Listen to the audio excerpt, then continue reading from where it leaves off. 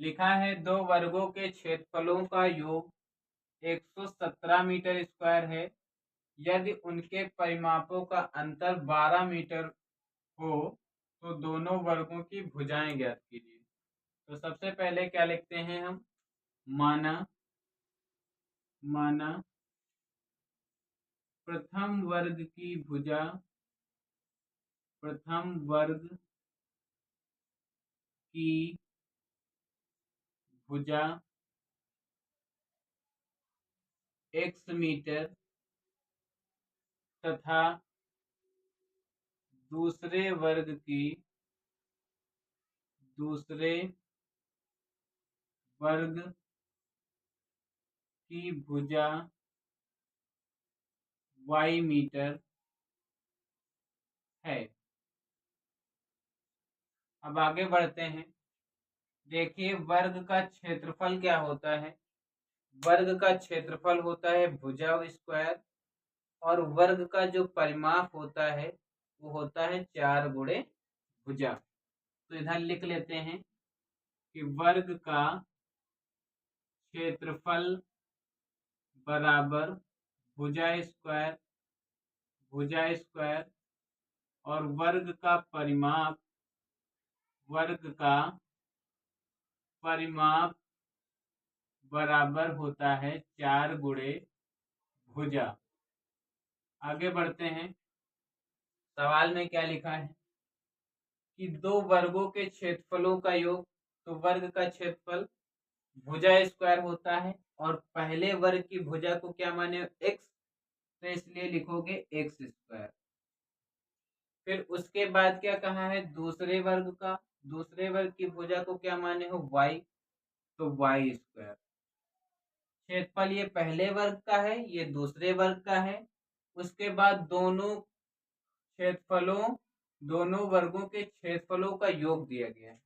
योग दिया गया है इसलिए क्या करोगे, प्लस का निशान लगाओगे। किसके बराबर पहुंच जाओगे, तो ये पहुंच जाएंगे हम 117 के बराबर। ये हो गई हमारी पहली समीकरण। उसके बाद आगे बढ़ते हैं। लिखा है यदि उनके परिमापों का अंतर, तो वर्ग का परिमाप क्या होता है 4 गुणे भुजा। तो पहले वर्ग का परिमाप क्या होगा 4x, और दूसरे वर्ग का परिमाप कितना हो जाएगा 4y, और इनका अंतर दिया गया है तो माइनस का निशान लगाएंगे। किसके बराबर पहुंच जाएगा, ये हो जाएगा 12 के बराबर, क्योंकि अंतर कितना दिया है दोनों दोनों वर्गों के परिमाप का, वो 12 है। यहाँ से हम 4 कॉमन ले लेते हैं तो ये हो जाएगा x माइनस वाई बराबर 12। यहाँ से अगर हम x माइनस वाई का मान निकाल लें तो ये हो जाएगा 12/4, 4 तेई 12। तो x माइनस वाई बराबर हमारा कितना आ रहा है, ये आ रहा है 3। आगे बढ़ते हैं। यहाँ से अगर हम y का मान निकाल लें तो y बराबर कितना आ जाएगा, y बराबर हमारा आ जाएगा x माइनस 3 के। कितने आ जाएगा, x माइनस 3 के। ये हो जाएगी हमारी दूसरी समीकरण। देखिए कैसे निकाले हैं। तो यहाँ से 3 को इस साइड लाओगे माइनस को हो जाएगा, y को उस साइड भेज देंगे प्लस का आ जाएगा, तो y बराबर x माइनस 3 हो जाएगा। अब यहाँ पे लिखते हैं कि y का मान समीकरण एक में रखने पर, एक में रखने पर, तो y का मान अब हम किस में रख रहे हैं, समीकरण एक में रख रहे हैं।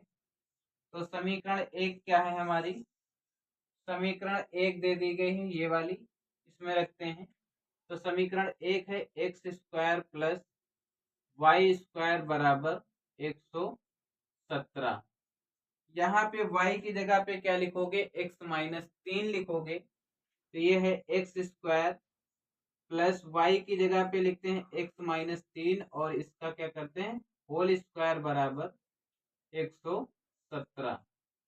आगे बढ़ते हैं। ये है एक्स स्क्वायर प्लस यहाँ पे a माइनस बी का होल स्क्वायर लगाओगे, ये हो जाएगा ए स्क्वायर प्लस बी स्क्वायर, मतलब 3 का स्क्वायर, 3 का स्क्वायर कितना हो जाएगा 9, -2ab, तो 3 दूनी 6 x हो जाएगा बराबर 117।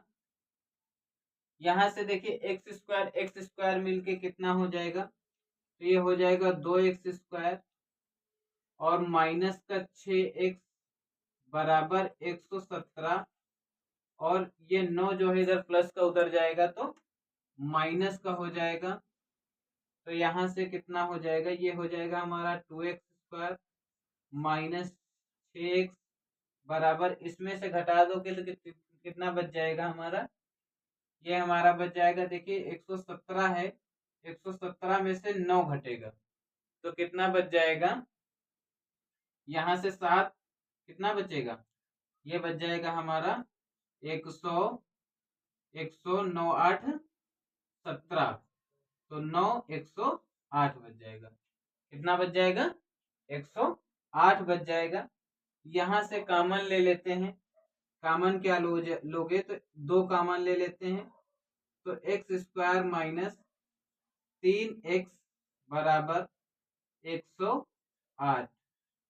अब देखिए यहाँ से 2 यहाँ कहाँ पे है, गुणे में है, कहाँ जाएगा, बटे में पहुंचेगा, तो ये हो जाएगा x² माइनस 3x बराबर 108 बटे 2। कितनी बार में कैंसिल हो जाएगा, 54 बार में। कितनी बार में, 54 बार में। 54 दूनी 108 होता है, तो ये हो जाएगा x² माइनस 3x, 54 को इस साइड लाओगे तो ये हो जाएगा माइनस का 54 और बराबर 0 के। अब देखिए ये द्विघात समीकरण बन गई है। द्विघात समीकरण में x² का गुणांक कितना है, 1 है, तो 54 को 1 से गुणा कराओगे तो कितना हो जाएगा, 54 हो जाएगा।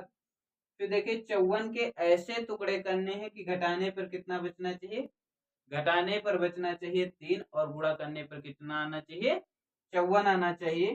तो 9 छाक 54 और 9 माइनस 6 कितना हो जाएगा, 3। तो यहाँ से x² minus 9 minus 6 into x minus 54 बराबर 0 के। ये हो जाएगा x² माइनस 9x और माइनस माइनस क्या हो जाएगा, प्लस का 6x हो जाएगा माइनस 54 बराबर 0। इसमें से अब क्या करते हैं, x कॉमन लेते हैं। जब x कॉमन ले लोगे तो क्या बच जाएगा, x माइनस 9 बच जाएगा। यहाँ पे प्लस 6 कॉमन लेते हैं तो x माइनस 9 बच जाएगा बराबर 0 के।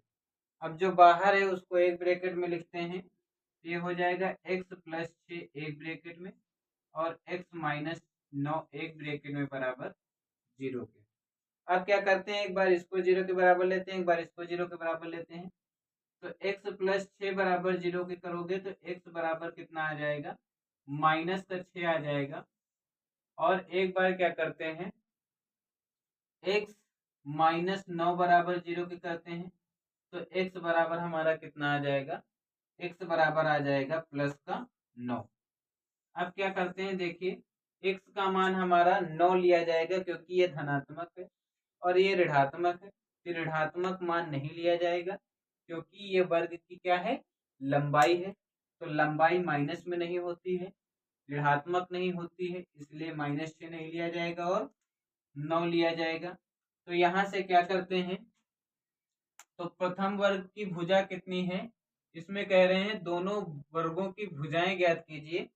तो पहले वर्ग की भुजा कितनी है, लिखते हैं पहले वर्ग की भुजा, पहले वर्ग की भुजा बराबर 9 मीटर, 9 मीटर। और दूसरे वर्ग की भुजा निकालनी है, तो दूसरे वर्ग की भुजा कहाँ से निकाल लेते हैं हम, यहाँ से निकाल लेते हैं, क्योंकि समीकरण 2 में मान रखे तो x का मान समीकरण 2 में रखने पर, 2 में रखने पर, तो समीकरण 2 क्या है, समीकरण 2 है y बराबर x माइनस 3। तो y बराबर x का मान हमारा कितना आया है, 9 आया है, तो 9 माइनस 3, तो y बराबर कितना आ जाएगा, 6। तो दूसरे वर्ग की जो भुजा है वो कितनी आ जाएगी हमारी 6 मीटर। कितनी आ जाएगी 6 मीटर।